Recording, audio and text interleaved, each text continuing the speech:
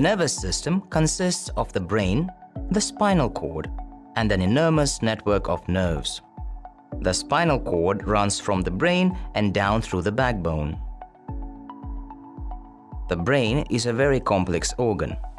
Its biggest part is the cerebrum, which is responsible for our personality, memory, intelligence, emotions and feelings, speech, and the ability to move. The smaller cerebellum controls balance, coordination, and movements. The brainstem is responsible for all the brain's messages and controls a lot of automatic body functions, such as breathing, heart rate, and digestion. The thalamus carries messages from the eyes, ears, nose, and fingers to the cerebrum.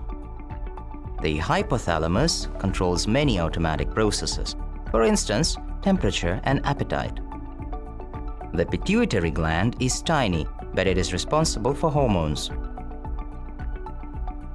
Nerve cells are called neurons.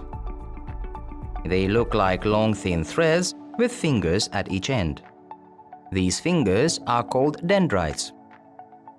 When a neuron gets a message, it produces a tiny electric signal which releases chemicals, and the signal passes from the dendrites of one neuron to the next. At last, the message reaches the brain. Thus, the nervous system is the control system of our body, and it influences our health.